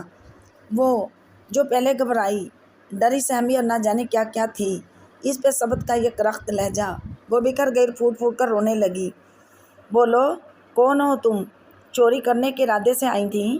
شکل سے تو چور نہیں لگتی، پھر کیوں آئی ہو یہاں؟ وہ اس پر ٹوٹ ہی تو پڑا تھا اور اس کے آنسو مڑ مڑ کر آ رہے تھے۔ اب رو کیوں رہی ہو؟ بتاؤ تو۔ وہ خود پر پزل ہو کر رہ گیا تھا۔ 1 منٹ میں امی کو بتلاتا ہوں، وہی تم سے پوچھیں گی کہ تم کیا چرانے یہاں آئی تھی۔ وہ دروازے کے جانب بڑھا تھا۔ مزید احساس سے بے عزتی کے ڈر سے وہ بول پڑی، میں کچھ چرانے نہیں آئی تھی، میرے پیچھے وہ کتا پڑا تھا۔ رومانسی آواز نے اسے مڑنے پر مجبور کیا تھا اور پہلی بار باسط نے اس کی جانب مڑ کے دیکھا تھا۔ گلابی چہرے پہ بے رنگ مگر بے انتہا آنسو، کاجل والی آنکھوں میں نمی کے جھلملاتے دیے، بکھرا بکھرا وجود، کپ کپاتے ہاتھ اور سبھی سہمی لڑکی۔ وہ کون تھی؟ وہ کتا۔ کون کتا؟ اس نے نرمی سے پوچھا تھا۔ پتہ نہیں کون کتا، مگر وہ کتا تھا، بڑا ڈراؤنا کتا، میرے پیچھے پڑا تھا۔ میرے پاؤں میں زخم بھی آیا ہے۔ اس نے اپنے خون بہاتے پاؤں کی طرف اس کی توجہ مبذول کرائی کہ شاید زخم ہی اسے بچا سکے، اس کی سچائی کا ثبوت بن سکے۔ سرخ گاڑھے خون کے دھبے کارپیٹ پر بھی آ گئے تھے۔ اوہ ہو، تمہیں تو واقعی چوٹ آئی ہے، چلو بیٹھو یہاں۔ اس نے اسے پکڑ کر صوفے پر بٹھایا اور خود دراز سے چاہ کر بینڈیج اور کریم نکال لایا۔ باتھ روم سے مگ میں پانی بھرا اور اس کے پاس واپس آیا۔ پہلے پانی سے اس کے پاؤں کو صاف کیا، پھر ڈیٹول لگایا اور خون والی جگہ پر کاٹن رکھ کر بینڈیج کرنے لگا۔ میرے کلاس فیلو، باسط کے گھر پارٹی تھی۔ میں اس کے بھائی کے لیے گفٹ خریدنے کے لیے راستے میں اتر گئی تھی اور میری بہن اس کے پاس چلی گئی۔ مجھے اس گھر کا پتہ نہیں تھا، اس لیے وہ کتا میرے پیچھے پڑ گیا۔ اب اس کا ڈر کچھ کم ہوا تھا اور وہ بتا رہی تھی، بینڈیج تو آپ کا مکمل ہوا، اب لائیں میرا گفٹ۔ سبت نے مسکرا کے کہا، کرخت چہروں پر مسکراہٹ کتنی بھلی لگتی ہے، یہ اریبہ نے پہلی بار محسوس کیا۔ گفٹ؟ وہ حیران ہوئی۔ جی گفٹ، میں ہی وہ باسط کا بھائی ہوں جس کے لیے آپ گفٹ خریدنے سے راستے میں میں اتری تھیں اور آپ غلطی سے صحیح گھر میں آ گئی ہیں۔ اس کی شرارتی مسکراہٹ نے اریبہ کے چہرے پر بھی مسکراہٹ کے پھول کھلا دیے۔ کچھ دیر بعد وہ اپنے سب دوستوں کے ہمراہ تھی اور سبت نے سوچا تھا، واقعی وہ میرے کمرے سے کچھ چرا کے گئی ہے۔ انسان معاشرے میں پیدا ہوتا ہے، معاشرے میں زندگی گزارتا ہے اور معاشرے میں ہی مر جاتا ہے۔ ہمارے گرد جو کچھ ہے اور اس میں جو کچھ ہو رہا ہے وہ معاشرہ ہی ہے۔ لوگوں کے آپس میں رہن سہن کو، انٹریکشن کو ہی معاشرہ کہتے ہیں۔ معاشرہ خود بخود وجود میں آتا ہے کیونکہ انسان فطری طور پر معاشرتی ہے۔ وہ فطری طور پر گروہی زندگی پسند کرتا ہے، اس میں رہنا چاہتا ہے۔ پروفیسر خلیل ایم اے سوشیالوجی کی کلاس لے رہے تھے۔ تمام شاگرد بڑی توجہ سے سن رہے تھے۔ ارسطو نے کہا ہے کہ انسان سماجی حیوان ہے، یعنی معاشرے میں رہنے کی وجہ سے وہ انسان ہے، اور معاشرے سے باہر وہ حیوان ہے، یعنی معاشرہ انسان کو حیوانیت سے نکال کر انسانیت میں لاتا ہے، اور یہ عمل تربیت کے ذریعے ہوتا ہے۔ پروفیسر انتہائی گہرائی میں جا کے الفاظ تشکیل دے رہے تھے۔ شاہ ولی اللہ نے فرمایا کہ اپنی زندگی، جسم و جان کی حفاظت کے لیے اور اپنی نسل کی بقا کے لیے معاشرتی زندگی وجود میں آتی ہے۔ امام غزالی رحمۃ اللہ علیہ فرماتے ہیں کہ انسان اکیلی زندگی بسر نہیں کر سکتا، وہ ہمہ وقت کسی کے ساتھ کا حاجت مند ہوتا ہے۔ ساتھ؟ سر، اس ساتھ سے کیا مراد ہے؟ لڑکوں کی طرف سے ایک سوال پوچھا گیا تھا۔ اس سوال نے ماحول کو ناسازگار بنایا، لیکن پروفیسر خلیل، ماحول سازگار بنانا جانتے تھے، فوراً بولے، اس ساتھ کی دو قسمیں ہیں، ایک متضاد صنف کے ساتھ متعلق جس سے نسل انسانی کی بقا ہوتی ہے، اور دوسرے اس کا دوسری ضروریات کے لیے کسی دوسرے انسان پر اعتماد کرنا۔ وہ اپنی حاجات خود اکیلا پوری نہیں کر سکتا۔ اگسٹ کومٹے نے کہا کہ معاشرہ اس لیے وجود میں آیا کہ انسان مل کر ایک دوسرے کی ضروریات پوری کر سکے۔ پروفیسر نے مدبرانہ طریقے سے کہا، سر، متضاد صنف سے تعلق اور ساتھ یہ روشنی ڈالیں نا۔ لڑکوں کی طرف سے کسی منچلے نے کہا، ڈیئر اسٹوڈنٹس، بحث کو غلط موڑ پر نہ لے جائیں، میں بہت شریفانہ ٹاپک پڑھ رہا ہوں، اس پر غور کریں۔ پروفیسر مسکرائے تھے، سر، شرافت لڑکوں کو چھو کر گزرتی ہی نہیں۔ کسی لڑکی نے خیال ظاہر کیا، انہی لڑکیوں نے معاشرے کی اقدار کو ختم کر کے رکھ دیا ہے۔ ایک اور کمنٹ تھا، سر، لڑکوں کو بگاڑنے والی بھی یہی لڑکیاں ہوتی ہیں، سو ماحول معاشرہ انہی کی وجہ سے خراب ہوتا ہے۔ عدنان نے مسکرا کر کہا تھا، سر، ان کو لڑکیوں کے کالج کے باہر کھڑے ہونے کا مشورہ بھی کیا۔ ہم لڑکیاں دیتی ہیں، یہ لوگ اپنی بہنوں کی حفاظت تو خوب کرتے ہیں، لیکن انہی بہنوں کی سہیلیوں کو تانٹتے رہتے ہیں۔ سجل نے عدنان کو گھورا تھا، کول ڈاؤن اسٹوڈنٹس، ہم لڑکے یا لڑکیوں کی برتری پر بات نہیں کر رہے، ہم معاشرے کے بنانے پر بات کر رہے ہیں۔ اچھا یہ بتائیں، کون معاشرے میں بگاڑ پیدا کرتا ہے؟ لڑکے، صبا نے فوراً کہا تھا۔ سبھی لڑکیاں کھلکھلا کے ہنس دیں۔ پروفیسر بھی مسکرا دیے، سر، ان لڑکیوں سے ذرا پوچھیں کہ اگر ہم مرد نہ ہوتے تو یہ اکیلی کیا کرتی؟ باسط نے بھی بحث میں حصہ لیا، سر، ان کے نہ ہونے کا سب سے بڑا فائدہ یہ ہوتا ہے کہ معاشرہ فساد سے بچ جاتا، نہ عورتوں کی ان سے شادیاں ہوتی اور نہ لڑائی جھگڑے۔ لیکن اگر ہم نہ ہوتے تو کیا ہوتا؟ اریبہ نے جواب میں بھی سوال کیا، تو ہمیں کپڑے دھونے اور جھاڑو دینے میں مسئلہ ہوتا۔ عدنان نے پھلجھڑی پھینکی، ہم لوگ کیا تمہاری ماسیاں ہیں؟ سجل کو غصہ آیا، ماسیاں بھی تو عورتیں ہوتی ہیں۔ عدنان نے اسے گھورا۔ بحث زوروں پر تھی۔ صبا نے محسوس کیا کہ سبھی بحث میں حصہ لے رہے ہیں سوائے عثمان کے۔ اس کی نظروں نے اسے تلاشنا شروع کیا۔ وہ اسے کونے میں بیٹھا اسی کی طرف دیکھتا ہوا دکھائی دیا۔ نہ جانے وہ کتنی دیر سے اس کی جانب دیکھ رہا تھا، محبت سے، تشنگی سے، بے قراری سے۔ صبا نے جان کے آنکھیں اس کی آنکھوں سے الگ کر لی تھیں۔ دل کی دھڑکن دوڑ لگانے لگ گئی تھی، جذبات مٹھیوں میں بند کرنے مشکل ہو گئے تھے۔ اس نے ایک مرتبہ پھر اس کی طرف دیکھا۔ منظر نامہ وہی تھا، وہی پیار بھرے نینوں سے برستی بارش، وہ ہر آن بھیگنے لگ گئی تھی۔ یہ عثمان کو کیا ہو گیا ہے، اور یہ اس نے مجھے کیا کر دیا ہے؟ وہ اپنے آپ سے ہم کلام ہوئی تھی اور زبردستی اپنے ارد گرد کے ماحول کا حصہ بننے کی کوشش کرنے لگی۔ اس لڑکی کے شیشے کے اس پار ایک چاند تھا، ٹھنڈی یخ بستہ رات کے دامن پہ لگا نڈر اور بہادر چمکتا چاند، اور اس چاند سے اس کی نہ جانے کتنی یادیں وابستہ تھیں، اچھی، بری، کڑوی، میٹھی، ہزاروں یادیں۔ یہی چاند وہ اپنی حویلی سے دیکھتی تھی، بچپن میں بھی، جوانی کی انجانی دہلیز پر قدم رکھتے ہوئے بھی۔ اس نے لمحہ لمحہ اس چاند کے ساتھ آشنائی میں گزارا تھا، دل کی ہر بات اس کے سپرد کی تھی۔ لیکن حویلی کی راتوں میں اور حویلی سے باہر کی راتوں میں کتنا فرق ہے۔ حویلی کی راتیں سے کسی طویل قامت سیاہ ڈراؤنی چڑیل کی مانند لگی تھی، جس نے چاند کو اپنی تحویل میں لے رکھا تھا، اور حویلی سے باہر کی راتیں اسے ٹھنڈی، میٹھی ممتا کی طرح لگتی تھیں، جنہوں نے چاند کو اپنی گود میں رکھ کے پالا ہو، لمحہ با لمحہ اسے بڑھتے ہوئے دیکھا ہو۔ حویلی اور اس سے جڑی ہر بات کتنی شفاف تھی اس کے لیے۔ وہ سجل شاہ، آمنہ زہرا اور شاہ نواز شاہ کی بیٹی تھی۔ اس حویلی کو جہاں اس کے ماں باپ اور ان کے نہ جانے کتنی نسلیں رہتی آئی تھیں، لڑکیوں کے وجود کراہت تھی، مگر پھر بھی اللہ پاک اس حویلی کے آنگن میں لڑکی نام کا زرد پھول ضرور کھلاتا تھا۔ اس کے دادا کرامت شاہ کے 3 بیٹے اور 3 بیٹیاں تھیں، سب کے سب اسی حویلی میں مقیم تھے۔ یہ حویلی جو قدیم تھی، انتہائی کشادہ اور انتہائی شفاف تھی۔ شاہ نواز شاہ بڑا بیٹا تھا، اپنی چچا زاد آمنہ کو نکاح میں لے آیا تھا اور چند برس بعد ہی 3 بیٹوں اور 1 بیٹی کا والدین بن گیا تھا۔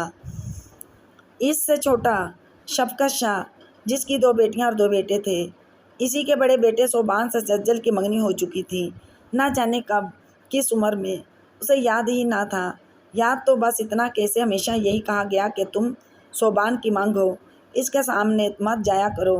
اسے کوفت ہوتی تھی صوبان شاہ کے وجود سے، جس نے کبھی کسی عورت کے وجود کو قابل احترام نہ سمجھا تھا، جس کے لیے شادی اور زندگی بھر کے ساتھ کی کوئی اہمیت نہ تھی، جو عورتوں کو فقط تفریح کی چیز سمجھا کرتا تھا، جس کے لیے محبت، وفا، خواب کوئی معنی نہیں رکھتے تھے، جو معصوم پرندوں اور جانوروں کو گولی کے ایک نشانے سے اڑا دینا اپنے لیے باعث فخر سمجھتا تھا، وہی صوبان شاہ اس کے لیے مقدر بنا دیا گیا تھا۔ اس نے حویلی کے ماحول سے عارضی طور پر بچنے کے لیے کتنی مشکلوں کا سامنا کیا تھا، اور اسے یہاں تک آنے کی اجازت دلوانے والی اس کی دادی ہی تھیں، جنہیں سجل سے بے انتہا محبت تھی اور جو اس کی ہر خواہش اور آنکھوں پہ رکھے پورا کیا کرتی تھیں۔ آج اگر وہ اعلیٰ تعلیم کے لیے شہر آ سکی تھی تو وہ انہی کی محبت کا نتیجہ تھا، لیکن ایم اے کے بعد وہ کیا کرتی؟ اسی حویلی کی، اسی سنگ دل دیواروں کی تاعمر قیدی بننے کے لیے جاتی، اپنی جان اس ظالم کے پنجرے میں بند کرواتی جس کے نام تک اسے نفرت تھی۔ آخر کیا کرتی وہ؟ سجل، تم 1 گھنٹے سے کھڑکی میں کھڑی ہو، تمہیں پتہ ہے یہ 7 والا فلیٹ آصف زدہ ہے۔ کویتا نے اسے پیچھے سے آگے چونکا ہی دیا تھا۔ آصف زدہ؟ وہ حیران ہوئی تھی۔ ہاں یار، یہاں کوئی نہیں رہتا، لیکن ہم سبھی لڑکیوں نے خود اس فلیٹ سے رونے دھونے کی آوازیں سنی ہیں۔ کویتا نے سہمے سہمے انداز میں اس فلیٹ کی جانب دیکھا تھا۔ پاگل ہو گئی ہو کیا؟ کوئی رہتا ہوگا یہاں، سجل نے مسکرا کے کہا۔ دن کو دکھاؤں گی، تالا لگا ہوتا ہے یہاں، کبھی ڈھول بجانے کی آواز آتی ہے، کبھی دھواں نکلتا ہے، کبھی برتن کھڑکتے ہیں، ابھی کل ہی یہاں سے کجرارے والا گانا چل رہا تھا۔ کویتا نے کھڑکی کا پردہ بند کیا۔ کجرارے؟ انٹرسٹنگ۔ سجل کو ہنسی آئی۔ یقین کرو، کویتا نے اسے یقین دلاتے ہوئے کہا، مجھے اس طرح کی باتوں پہ کوئی یقین نہیں۔ اگر انسانوں کو پریشان کرنے سے باز آئیں تو جنوں کے لیے کوئی جگہ بچے۔ سجل نے بستر میں گھستے ہوئے کمنٹ دیا تھا۔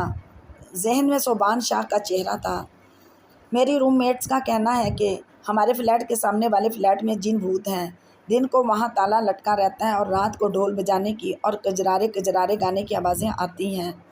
سجل کے کہتے ہی اریبہ، صبا اور فاخرہ کی ہنسی چھوٹ پڑی تھی، اور وہ کویتا کہتی ہے کہ دھواں نکلتا ہے، برتن بجنے کی آواز آتی ہے، وغیرہ وغیرہ۔ سجل نے ہنستے ہنستے کہا تھا۔ یونیورسٹی آف ہونے کے بعد وہ لوگ کیفیٹیریا آ گئے تھے اور ٹیبل پہ بیٹھی ہوئی سجل سب کو منائے جا رہی تھی۔ تمہیں جن بھوت پہ کوئی یقین نہیں سجل؟ عدنان نے کہا۔ نہیں یار، یہ سب اپنے ہی دماغ کے بھوت ہوتے ہیں، ہم جو دیکھنا چاہتے ہیں ہماری آنکھیں ہمیں وہی دکھاتی ہیں، ورنہ جن کو ہمیں تنگ کرنے کی کیا ضرورت ہے، ان کی اپنی دنیا ہے، اپنی زندگی ہے، سجل نے بہادری سے جواب دیا تھا۔ ویسے سجل، جہاں تک میری انفارمیشن ہے اس فلیٹ میں واقعی کچھ ہے۔ عدنان نے لہجہ پراسرار بنانے کی کوشش کی۔ اچھا، تمہیں کیسے پتہ؟ سجل حیران ہوئی۔ اسی اپارٹمنٹ کے آس پاس رہتا ہوں اور اسی طرح کی باتیں بڑی دور تک پھیلتی ہیں۔ عدنان اسی پراسرار پن سے بولا۔ میں نہیں مانتی۔ ڈر کی ایک لہر واقعی سجل کے اندر پیدا ہو چکی تھی۔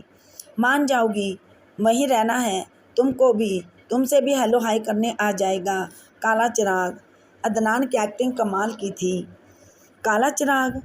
یہ کون ہے؟ یہ اریبہ تھی۔ سنا ہے اس فلیٹ میں جنوں کے کئی خاندان رہتے ہیں اور کالا چراغ ان سب کا بڑا ہے۔ عدنان کے چہرے پہ لمحہ بھر کو کالا چراغ کا ڈر جھلکا۔ ایسے ہی چھوڑ دیا ہے یہ عدنان؟ یقین مت کرنا سجل۔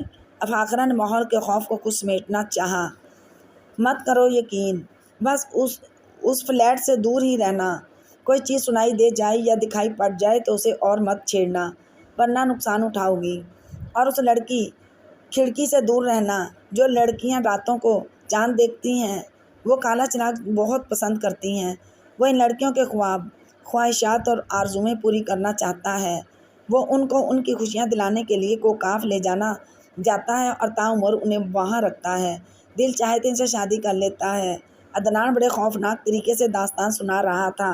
سجل کا ننھا سا دل دھڑک رہا تھا۔ تمہیں بڑی انفارمیشن ہے یار۔ عثمان نے عدنان کے کندھے پر ہاتھ مارا تھا۔ سبھی ہنس دیے تھے۔ وہ رات کو پھر اس کھڑکی میں کھڑی تھی اب کہ اس کی توجہ کا مرکز آسمان نہیں بلکہ وہ کھڑکی تھی جس کی پرلی طرف کوئی گہرے رنگ کا دبیز پردہ تھا۔ روشنی نام کی کوئی چیز نہ تھی۔ یوں بھی رات کے 12 بجے کا وقت تھا، ہر طرف خاموشی تھی۔ ان کا یہ علاقہ ٹریفک کے شور سے بھی دور تھا، لہٰذا سڑک پر کوئی نہ تھا۔ کویتا اور ماریا دونوں تقریباً سو چکی تھیں۔ سجل کے ذہن میں عدنان کی کئی باتیں تھیں۔ کالا چراغ، اس کو جو لڑکی پسند آتی ہے وہ اسے کوکاف لے جاتا ہے اور اس سے شادی کر لیتا ہے۔ ان لفظوں کی باز گشت ذہن میں ایک بار پھر خوف کی لہر دوڑا دیتی۔ اس کی آنکھیں یک ٹک اس کھڑکی پر تھیں جو اندھیرے کا مسکن لگتی تھی۔ لیکن یہ کیا؟ اچانک، بہت اچانک وہاں روشنی ہوئی تھی۔ دبیز پردے کے پرلی طرف کوئی تیز روشنی ہوئی تھی۔ اس کا دل زور زور سے دھڑکنے لگا۔ دل چاہا کہ کسی کو جگا لے، لیکن سب اسی کا مذاق اڑاتے۔ اس نے خوف کے مارے کھڑکی بند کر لی۔ دل کی دھڑکنوں کا اعتدال پر لانے کی صحیح کرنے لگی۔ ٹیبل پر پڑے شیشے کے جگ سے گلاس میں پانی اڈیلا اور گھٹا گھٹ پی گئی۔ سردیوں کی رات میں اس کے ماتھے پر پسینہ چمکنے لگا تھا۔ وہ دوبارہ کھڑکی تک آئی اور ذرا سا پردہ سرکا کے دیکھا۔ اب وہاں مکمل طور پر اندھیرا تھا، جیسے کہ وہاں کبھی روشنی ہوئی ہی نہ ہو۔ اس کا دل دوبارہ اسی رفتار سے دھک دھک کرنے لگا۔ یہ کیا تھا؟ اور پھر سجل کی سماعتوں نے کسی لڑکی کی زوردار چیخ سنی۔ ایک، پھر دو، پھر تین۔ کتنی دیر تک یہ دل دہلا دینے والی چیخیں جاری رہیں۔ وہ بستر میں دبک کے سونے کی کوشش کرنے لگی تھی، اور پھر اس طرح کا سلسلہ تقریباً روز کا معمول بن گیا۔ روز ہی کچھ نہ کچھ سنائی پڑتا، کبھی چیخنے کی آواز، کبھی ڈھول باجے بجنے کی، کبھی عورتوں کے لڑنے کی۔ اب وہ اس بات پر واقعی یقین کرنے لگ گئی تھی کہ وہ جگہ عصیب زدہ ہے۔ کئی بار اس نے اپنی روم میٹس کے ہمراہ وہ آوازیں سنی تھیں۔ وہ بہت ڈری ڈری اور پریشان رہنے لگی تھی۔ دل پہ خوف تو چھایا تھا، لیکن بے قرار طبیعت اسے کچھ کھوجنے کو کبھی کہہ رہی تھی۔ وہ ان کی غیر انسانی دنیا میں جانا چاہتی تھی، ان کے مسائل، ان کی پریشانیوں کو کھوجنا چاہتی تھی۔ اب ان آوازوں کو روز روز سن کے اس کے دل کا خوف کسی حد تک ختم ہو گیا تھا۔ وہ اپنے ڈر کا مقابلہ کرنے لگ گئی تھی۔ وہ چھٹی کا دن تھا۔ وہ ناشتے کی ٹیبل پر رضیہ آنٹی اور دوسری لڑکیوں کے ساتھ بیٹھی تھی۔ آنٹی، کیا واقعی جن بھوت اس دنیا میں بس بسیرا کرتے ہیں؟ اپنی دنیا چھوڑ کر انسانوں کے بنائے مکانوں میں رہتے ہیں؟ سجل نے رضیہ آنٹی سے پوچھا تھا۔ ہاں بیٹا، جنوں کی موجودگی کا ثبوت خود قرآن نے دیا ہے۔ وہ بھی اللہ کی مخلوق ہیں۔ ان میں انسانوں کی طرح کچھ نیک ہوتے ہیں تو کچھ بد، لیکن اللہ تعالیٰ نے انسانوں کو اشرف المخلوقات بنایا ہے۔ کوئی بھی مخلوق انسان سے زیادہ طاقتور نہیں۔ اگر ہم چاہیں تو جن بھی ہمارا کچھ بگاڑ نہیں سکتے، رضیہ آنٹی نے نہایت پیار سے کہا۔ اصل میں آنٹی، وہ سامنے والے فلیٹ سے آنے والی آوازوں نے سجل بی بی کو ڈرا دیا ہے، ماریا نے بریڈ کھاتے کھاتے کہا۔ وہ آوازیں ہوتی ہی اس قدر خوفناک اور دہشت بھری ہیں، کویتا نے تائید کی۔ بیٹا، ہو سکتا ہے اس گھر میں واقعی کچھ ہو، مجھے تو علم نہیں، نہ ہی میں نے کوئی آواز سنی ہے۔ بوڑھی عورت ہوں، سکون کی گولی کھا کے سوتی تو گویا مر گئی۔ باقی یہ کہ اللہ تعالیٰ نے انسانوں کے ارد گرد بھی کچھ مافوق الفطرات عناصر رکھے ہیں۔ بڑی بات نہیں کہ انسان انہیں دیکھ سکے یا سن سکے، رضیہ آنٹی نے کہا۔ لیکن آنٹی، ہو سکتا ہے وہ لوگ اس دنیا میں خوش نہ ہوں، قید کر دیے گئے ہوں، انہیں آزاد بھی تو کرایا جا سکتا ہے۔ سجل نے اپنی بے چینی شیئر کرنی چاہی۔ تم کیوں اعلیٰ دین بننے کی کوشش کرتی ہو؟ تم سوچتی ہو تم انہیں آزاد کرواؤ گی اور وہ بوتل کے جن کی طرح تمہاری تابع ہو جائیں گے؟ عائشہ نے اس کا مذاق اڑایا۔ نہیں بیٹا، اس مخلوق کو چھیڑنے کی کوئی ضرورت نہیں۔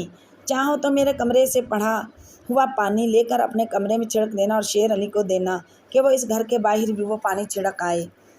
باقی تم لوگ اپنے کام سے کام رکھو، آنٹی نے انہیں مشورہ دیا۔ مجھے تو چھوت نہیں، اس دنوں والے دھر میں دانے تھا۔ شیر علی نے نالہ فریاد بلند کیا۔ اچھا مت جانا، تیرے بغیر ہم لوگ مر نہیں جائیں گے، کر سکتے ہیں سارے کام۔ چلو چائے لاؤ سب کے لیے۔ رضیہ آنٹی شیر علی کو ڈانٹتی اپنی تسبیح سرکاتی کمرے کی جانب بڑھ گئیں اور سجل کا اشتیاق مزید بڑھنے لگا۔ بادی، یہ دن جو ہوتے ہیں نا، بہت کلاب ہوتے ہیں، ہمارے داؤں میں لتیوں پہ عادیات کرتے ہیں، اول سالی عمل نہیں توڑتے، برا تنگ کلتے ہیں۔ شیر علی نے اپنی توتلی زبان میں تبصرہ کیا تھا، وہ ہونٹ کاٹ کر رہ گئی۔ امی، مجھے آپ کچھ دنوں سے کافی پریشان لگ رہی ہیں، کیا مسئلہ ہے؟ عریبہ نے اداس بیٹھی ہوئی ماں سے پوچھا تھا۔ نہیں بیٹا، اور تو کوئی پریشانی نہیں، بس یہ جو کرائے دار چھوڑ گئے ہیں تو ذرا گھر کو سنبھالنے میں مسئلہ ہو رہا ہے۔ اچھے پیسے دے رہے تھے، گزارا بھی ٹھیک ہو رہا تھا۔ ماں نے اپنی پریشانی بیٹی کی گوش گزار کر دی۔ تو کوئی اور کرائے دار ڈھونڈ لیں، عریبہ نے مشورہ دیا۔ بیٹا 3-4 ہزار کرائے سے کیا ہوتا ہے؟ حمزہ نے بھی FSC مکمل کر لی ہے، اس کا انجینئرنگ کے لیے داخلہ جائے گا، کہاں سے پیسے آئیں گے؟ سوچتی ہوں تمہارے ابو کی گاؤں والی زمین بیچ کے یہاں کوئی فلیٹ خرید لوں اور اسے کرائے پر چڑھا دوں، یا پھر کوئی دکان خرید کے اپنا ہی کوئی میڈیکل یا جنرل سٹور شروع کرتے ہیں۔ میں نے کچھ جمع کیے ہیں، حمزہ کی پڑھائی میں مدد ملے گی۔ آسمہ بیگ نے کہا تھا۔ امی، ابو کی زمین ہی تو ہمارے لیے سرمایہ حیات ہے، پلیز اسے فروخت نہ کریں۔ میرا خیال ہے میں کوئی پارٹ ٹائم جاب کر لیتی ہوں، کچھ تو مدد کر سکوں گی آپ کی، عریبہ نے مشورہ دیا۔ وہ دوپہر تک تو یونیورسٹی میں مصروف ہوتی ہو، جاب کب کرو گی؟ تم اطمینان سے اپنی پڑھائی کرو، یہ تمہارے سوچنے کی باتیں نہیں ہیں میری جان، آپ ہی کچھ نہ کچھ کر لوں گی۔ شوہر کی موت کے بعد آسمہ بیگ نے ہر پریشانی سے اکیلے لڑنا تو سیکھا تھا۔ کون تھا جو اس وقت ان کا ساتھی بنتا؟ اور عریبہ اور صبا 6 سال کی تھی اور حمزہ 2.5 سال کا۔ سسرال والوں نے اپنانے سے انکار کر دیا کہ بیگ صاحب نے گھر والوں کو ناراض کر کے آسمہ سے شادی کی تھی۔ ایک دیور ہی تھے جو عزت کرتے تھے، جب بھی شہر آتے تھے ان سے ملنے آتے، بچوں کے لیے تحائف لاتے، بچوں نے رشتے کے نام پر ایک چچا اور ایک خالہ ہی کو دیکھا تھا اور اسی طرح تنہائی میں رہتے ہوئے بڑے ہوئے تھے۔ لیکن عریبہ بڑی ہو چکی تھی، اسے والدہ کی پریشانی کا اچھی طرح سے احساس تھا اور وہ واقعی ان کا ہاتھ بٹانا چاہتی تھی، اور پھر یونیورسٹی کے بعد شام کا ٹائم تو یوٹیلائز کیا ہی جا سکتا تھا۔ اس نے ارادہ کر لیا تھا کہ وہ ضرور کوئی جاب ڈھونڈے گی۔ الشفا میڈیکل ہوم کی عمارت تعمیر ہو چکی تھی اور اندر کے آرائش کا کام بھی اختتامی مراحل میں تھا۔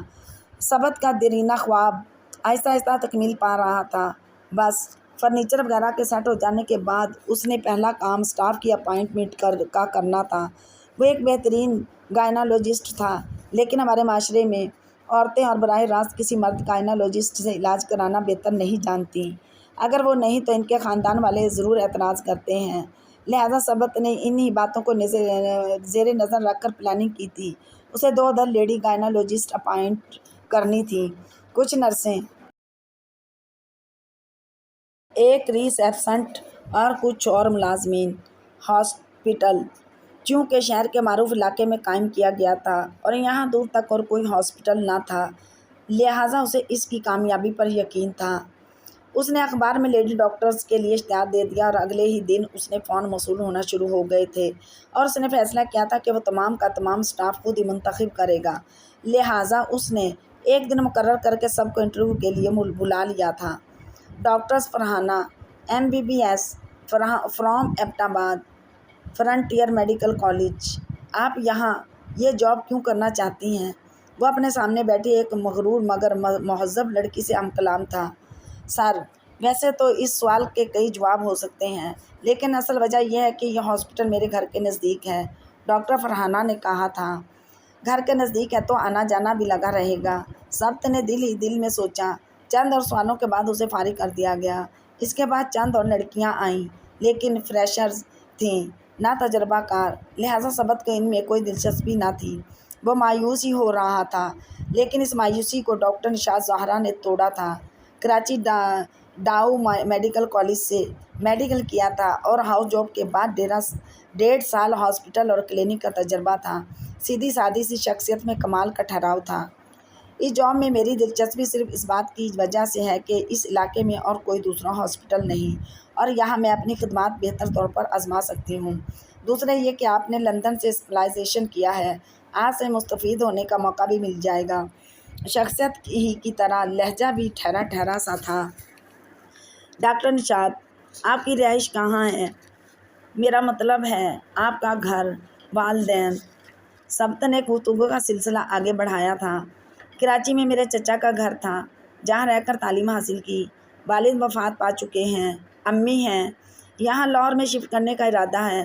فی الحال ایک دوست کے گھر مقیم ہوں، نشاط نے کہا۔ چند اور سوالوں کے بعد فیصلہ اس کے حق میں کیا گیا۔ میرا خیال ہے ڈاکٹر نشاط، آپ میرے کلینک کے لیے اچھی ڈاکٹر ثابت ہوں گی۔ دوسری ڈاکٹر میں کوئی سینئر رکھنا چاہتا ہوں، لیکن اس کے لیے کچھ وقت درکار ہے۔ آپ سے رابطہ کروں گا جلد ہی، اور پھر آپ آ کے جوائن کر سکتی ہیں۔ سبت کے کہنے پر اس نے مسکرا کے اجازت لی تھی۔ میں نے اخبار میں آپ کے ہاسپٹل کا اشتہار دیکھا تھا اور نوکری کے لیے ضرورت والا ایڈ بھی پڑھا تھا۔ یہاں آنے سے پہلے مجھے قطعی علم نہیں تھا کہ اس ہاسپٹل کے مالک آپ ہیں، اور نہ ہی باسط نے اس کا ذکر کبھی کیا۔ میں یہاں جاب کے لیے آئی تھی۔ اس کے عین سامنے بیٹھی اریبہ اس سے مخاطب تھی، اور وہ بڑی دلچسپی سے اس کے چہرے کے اٹھتے بیٹھتے تاثرات نوٹ کر رہا تھا۔ جاب؟ میرا خیال ہے آپ تعلیم حاصل کر رہی تھی ہے نا؟ سبت نے اس کے چہرے کو دیکھتے ہوئے کہا۔ جی ہاں، صبح کی کلاسز ہیں، دوپہر کو فارغ ہو جایا کرتی ہوں، وہ مختصراً بولی۔ کیا کر سکتی ہیں آپ؟ وہ بولا، میڈیکل کے شعبے سے متعلق میری کوئی خاص تعلیم تو نہیں، البتہ سیکرٹری کی جاب بہت بہتر طور پر ہینڈل کر سکتی ہوں۔ وہ پر اعتماد تھی۔ ویل، آپ کو جاب کرنے کی کیا ضرورت ہے؟ وہ فوراً بولی، میرے والد کی ڈیتھ ہو چکی ہے، والدہ بیمار ہیں، بھائی کی تعلیم کو جاری رکھنے کے لیے مجھے جاب کی ضرورت ہے۔ رہی میری اپنی تعلیم تو وہ میری خواہش ہے، میرا مقصد ہے۔ وہ اپنی ہر بات سے اس کے دل میں اترتی جا رہی تھی۔ وہ لڑکی ہی ایسی تھی۔ تو پھر ٹھیک ہے، مجھے بھی اپنے لیے ایک سیکرٹری یا پھر اسسٹنٹ کی ضرورت ہے۔ اپائنٹمنٹ لینے ہوں گے، کالز ریسیو کرنی ہوں گی، اور الٹرا ساؤنڈ وغیرہ میں مدد دینی ہوگی۔ آپ پرسوں سے جوائن کر سکتی ہیں۔ اریبہ، سر، آپ سے ایک ریکویسٹ ہے۔ آپ مجھے باسطی دوست کی حیثیت سے جاب نہ دیں، بلکہ میری صلاحیتوں پہ اعتماد کر کے مجھے بالکل عام سی لڑکی سمجھ کر نوکری پہ رکھیں۔ انشاءاللہ آپ کو مایوسی نہیں ہوگی۔ آپ فکر نہ کریں مس اریبہ بیگ، مجھے انسانوں کی پرکھ اچھی طرح ہے۔ اس کے تقین سے پور لہجے نے اریبہ کو بھی متاثر کیا تھا۔ اس کی شخصیت کا رعب اچھی طرح پھیلا تھا۔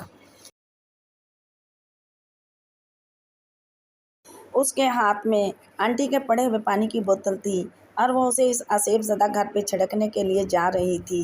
دل میں کپ کپی تھی، ہاتھوں میں لرزش بھی تھی، ذہن میں ان دیکھی چیزوں کا خوف بھی تھا، لیکن وہ تہیہ کر چکی تھی کہ وہ جائے گی، اس بھید کو پائے گی۔ اگر اللہ تعالیٰ نے انسان کو اشرف المخلوقات بنایا ہے تو یقیناً کوئی مخلوق اس کا کچھ بھی بگاڑ نہیں سکتی۔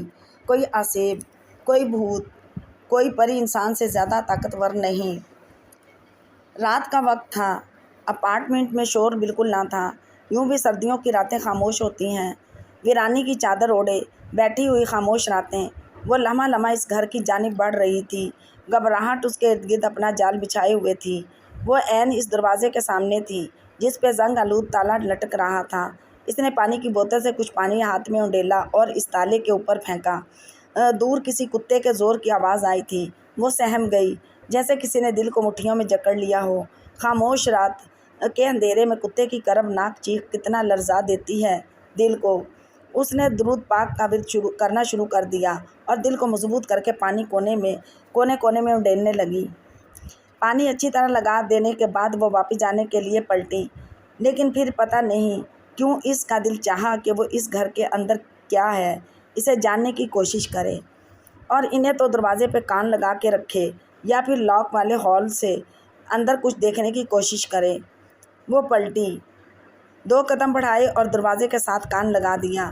اس کی سماعتیں منتظر تھیں کچھ سننے کی، وہ ہمہ گوش تھی۔ بہت اچانک اس کی سماعتوں سے ایک آواز ٹکرائی، بہت موٹی، بہت بھیانک آواز، کالے چراغ! وہ لڑکی آئی تھی یہاں، پڑا ہوا پانی پھینک کر گئی ہے یہاں۔ اس کا دل لرز اٹھا، پاؤں کپ کپانے لگے، اور پھر ایک اور آواز آئی، لگتا ہے ہمیں اسے اٹھانا ہی پڑے گا اور اس سے شادی کرنی پڑے گی۔ وہ باز نہیں آئے گی۔ ایک اور بھیانک آواز آئی۔ اس کا دل کانپنے لگ گیا۔ وہ واپس جانے کے لیے بھاگی، اپنی رفتار پہلے سے بھی بہت زیادہ بڑھا لی۔ پیچھے سے زور زور سے ہنسنے کی آوازیں بھی آتی رہیں۔ اس نے گھر آ کے دم لیا تھا۔ رات بھر نیند اس کی آنکھوں سے دور رہی تھی۔ وہ اپنے خوف کو مٹانے کے لیے اللہ کے ناموں کا ورد کرنے لگ گئی۔ یار، سیمسٹر ایگزامز نزدیک آ رہے ہیں، ہمیں جوائنٹ اسٹڈی کرنی چاہیے، عثمان نے بیٹھے بیٹھے ہی کہہ دیا تھا۔ ٹھیک کہہ رہے ہو، میرا بھی یہی خیال ہے۔ اکیلے تو پڑھنے کو دل بھی نہیں چاہتا۔ باسط نے اس کی تائید کی تھی۔ تم لوگوں پہ کب سے پڑھائی کا بھوت سوار ہو گیا؟ عدنان نے ان کا مذاق اڑایا۔ بھوت؟ سجل نے کہا۔ شٹ اپ، بھوت وغیرہ کا نام ہی نہ لو، سجل پہلے ہی ڈری بیٹھی ہے۔ فاخرہ نے ان سب کو جھڑکا۔ سجل بی بی، آپ کے دماغ میں بھوت گھس گیا ہے، کالا چراغ اور گورا چراغ۔ اس عدنان نے اس دن بکواس کی تھی اور یہ محترمہ یقین کر بیٹھیں۔ اریبہ نے کہا۔ سچ اریبہ، میرا یقین کرو، میں نے اپنے کانوں سے سنا تھا، سجل نے معصوم شکل بنائی۔ ہمیں یقین نہیں ہے، باسط نے کہا۔ نہیں باسط، ٹھیک کہتی ہے سجل، واقعی وہ گھر بھاری ہے، عدنان نے کہا۔ تو نے اٹھا کے دیکھا ہے کیا؟ باسط نے اس کا مذاق اڑایا۔ عدنان نے اسے گھورا۔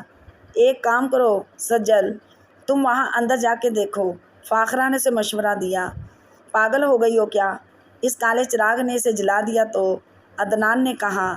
وہ اسے جلانا تھوڑی چاہتا ہے، اسے شادی کرنا چاہتا ہے، صبا نے نکتہ اٹھایا۔ عدنان مسکرا دیا۔ ویسے فاخرہ ٹھیک کہتی ہے سجل، پیچھے تو تمہارے کالا چراغ پڑ ہی چکا ہے، لہٰذا جان بچانے کا طریقہ یہی ہے کہ تم اس کے پاس جاؤ اور اس سے بات چیت کرو، اس سے پوچھو کہ اس کا مقصد کیا ہے، وہ چاہتا کیا ہے، اگر تمہیں ڈر نہ لگے تو۔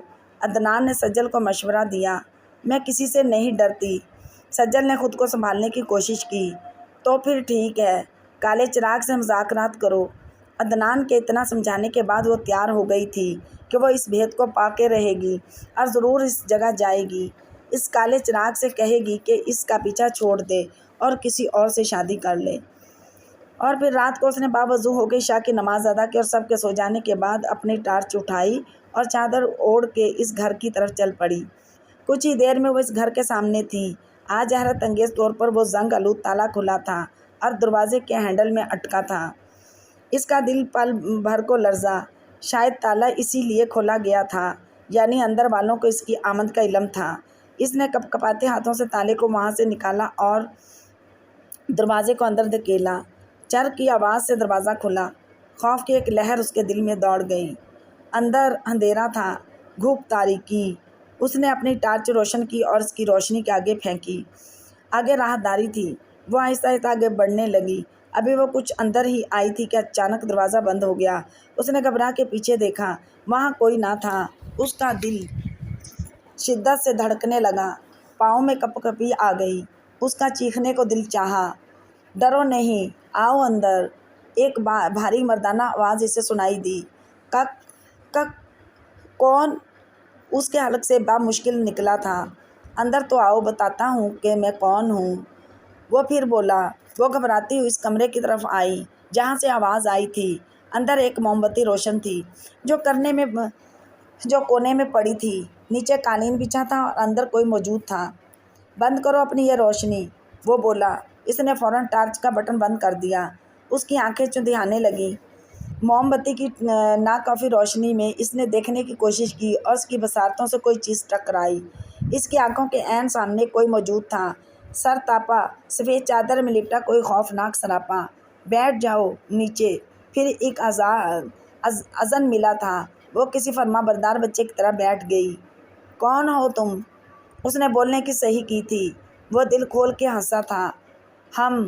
ہم کالے چراغ ہیں، وہ ہنستے ہوئے بولا تھا۔ تم کیا چاہتے ہو؟ وہ پھر بولی تھی۔ ہم تمہیں چاہتے ہیں۔ تم پہ ہمارا دل آ گیا ہے، ہم تم سے شادی کرنا چاہتے ہیں، پلیز میری جان چھوڑ دو، مجھ سے کوئی قصور ہو گیا ہے تو مجھے بخش دو۔ وہ روانسی ہو گئی تھی۔ جان چھوڑ دیں؟ آہ ہا ہا، وہ زور سے ہنسا تھا۔ ہم تمہاری جان ایک طویل طوطے میں قید کر کے تمہیں ताउम्र एक पिंजरे में रखना चाहते हैं। तुम कहती हो जान छोड़ दें, क्या फ़ायदा होगा इससे तुम्हें? वो बोली, हम तुम्हें 1000 सालों तक अपनी आंखों के सामने रखेंगे। हम तुम्हारी जान कब्ज़ करने तुम्हारे पास आ रहे हैं। सफ़ेद चादर का हवेला उसे खड़ा होता हुआ नज़र आया था। नहीं नहीं, वो हलक की पूरी ताकत से चीखी थी। वो और करीब आता गया। अचानक, बहुत अचानक कमरे में रोशनी हो गई। इतनी रोशनी के लम्हा भर को कोई चीज़ सजाई ना देती थी। बस यार, इतना डरा दिया है बेचारी को। जान लोगे क्या बच्ची की? यह उस्मान था। सज्जल ने अपने आवाज़ संभालने की कोशिश की। वो वाकई उस्मान था और सफ़ेद चादर में लिपटा हवेला अदनान था। अदनान सईद, उसका क्लास फेलो, उसका दोस्त। यानी इसके साथ मजाक किया गया। इस कदर गंदा मजाक।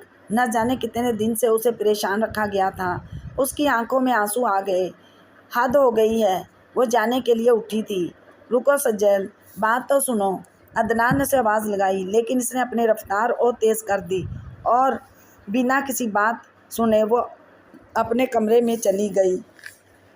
फिर मैं बोला, मैं काला चिराग हूँ। तुम्हारी जान एक तोते में कैद करके तुम्हें 1000 सालों तक अपनी आंखों के सामने रखना चाहता हूँ।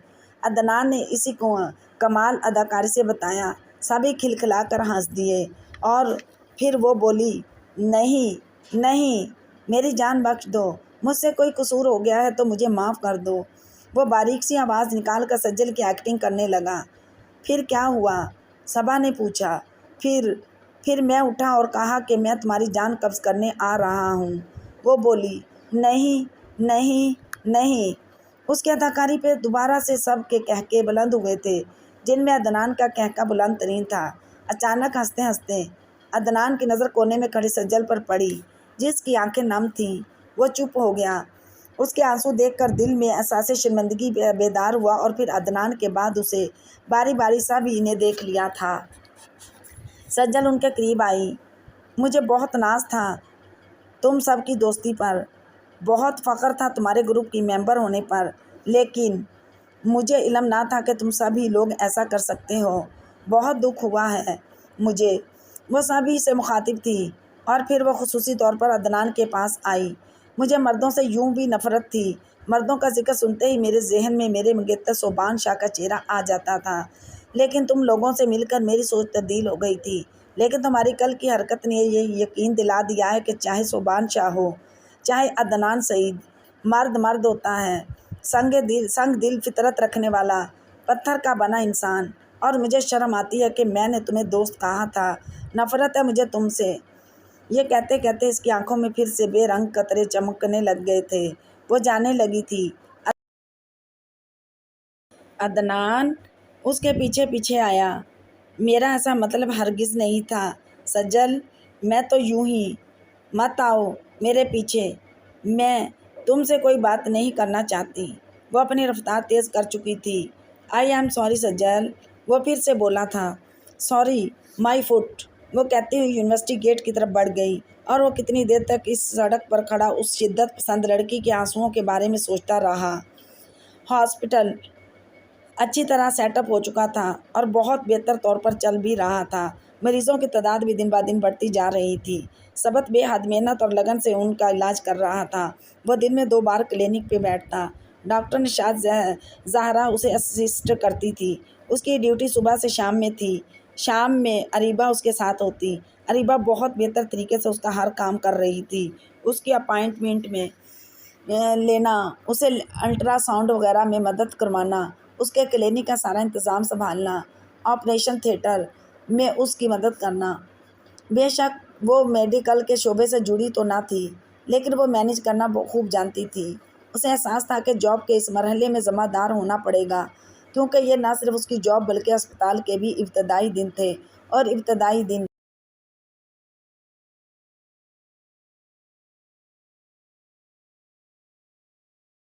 हर चीज़ की कामयाबी में बहुत अहम होते हैं।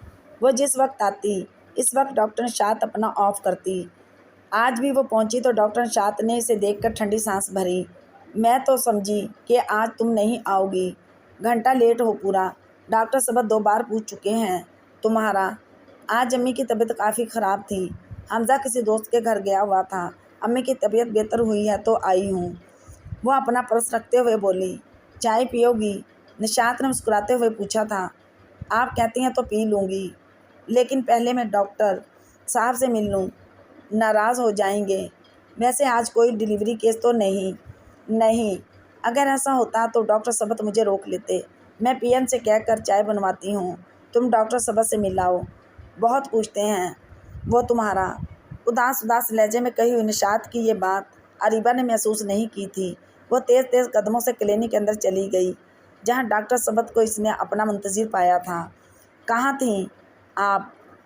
سر، وہ میری امی کی طبیعت بہتر نہ تھی، بھائی کہیں گیا ہوا تھا، مجھے رکنا پڑا۔ وہ ادب سے بولی۔ زیادہ پرابلم تھی تو فون کر کے چھٹی کر لیتی۔ ڈاکٹر نشاط تھیں یہاں؟ وہ بولا۔ نہیں سر، صبا تھی امی کے پاس۔ ویسے بھی 2 ہی گھنٹوں کی بات تو ہے۔ اوکے، کتنے پیشنٹس ہیں باہر اور کتنی اپائنٹمنٹ ہیں؟ سر، یہ لسٹ ہے میرے مریضوں کی، میں باری باری انہیں بھیجتی ہوں۔ وہ جانے لگی۔ سنیں اریبہ، اس نے پکارا تھا۔ وہ مڑی۔ یہ رنگ آپ کو بہت اچھا لگتا ہے، پہنا کریں اسے۔ اس نے یوں ہی کہہ دیا تھا اور اریبہ کے ننھے سے دل میں اتھل پتھل سی مچ گئی۔ یہ سیاہ رنگ آج اس نے یوں ہی پہن لیا تھا، بنا کسی ارادے کے۔ تھینک یو سر، وہ کہہ کر دروازہ کھول کر باہر آ گئی۔ نشاط کے ساتھ چائے پیتے ہوئے بھی ڈاکٹر ثبت کے اس آوارہ سے کمنٹ پہ سوچتی رہی تھی۔ ڈاکٹر نشاط اس کے چہرے پہ اٹھتے بیٹھتے زاویے پڑھ رہی تھی۔ رضیہ آنٹی، امی کا فون آیا تھا کل، بہت یاد کر رہی تھی مجھے۔ میں آج شام گھر جا رہی ہوں۔ ظہر کی نماز پڑھتی ہوئی رضیہ آنٹی کے پاس سجل کھڑی تھی اور ان کے سلام پھیرنے کی منتظر تھی۔ چلی جاؤ بیٹی، واپسی کب تک ہوگی؟ پتہ نہیں آنٹی، کچھ دن آرام کرنے کے ارادے سے جا رہی ہوں، آپ کو فون پہ بتا دوں گی۔ یونیورسٹی سے چھٹی لی ہے کیا؟ آنٹی کے غیر متوقع سوال اسے پریشان کر رہے تھے۔ ذہن یوں بھی الجھا بکھرا سا تھا۔ ہاں جی، اس نے چھٹی نہیں لی تھی، لیکن بہانہ بنانا تو تھا۔ یہ کہہ کر کہ وہ اپنے کمرے میں چلی آئی اور ضروری سامان کی پیکنگ کرنے لگ گئی۔ اس نے کسی کو بھی نہیں بتایا تھا، صبا، اریبہ اور فاخرہ کو بھی نہیں۔ وہ سب سے خفا تھی۔ اسے عدنان کے وجود سے نفرت ہو رہی تھی۔ وہ عموماً حویلی جانے کے نام سے بھی گھبراتی تھی، لیکن آج اسے اپنی امی کی بہت یاد آ رہی تھی۔ اس کی پیار بھری، خاموش، بے بس ماں، جو حویلی کی سبھی عورتوں کی طرح گونگی اور لاچار تھی، جس کی آغوش میں سونے سے وہ دنیا بھر کو بھلا دیا کرتی تھی، جو سراپے محبت و قربانی تھی۔ وہ تنہا سفر پہ نکل پڑی تھی۔ جانتی تھی کہ اگر بابا کو فون کرتی تو وہ اسے اکیلے آنے سے منع کرتے، اس کے بھائیوں یا پھر صوبان شاہ کو بھیج دیتے، اور وہ ہرگز بھی صوبان شاہ کے ساتھ آنا نہیں چاہتی تھی۔ اس لیے چپ چاپ کوچ کا ٹکٹ لیا اور رختے سفر باندھ لیا۔ جانتی تھی کہ حویلی پہنچتے ہی ہر طرف سے طرح طرح کے سوالوں کا سلسلہ شروع ہو جائے گا، لہٰذا خود کو ذہنی طور پر تیار کرنے لگی تھی۔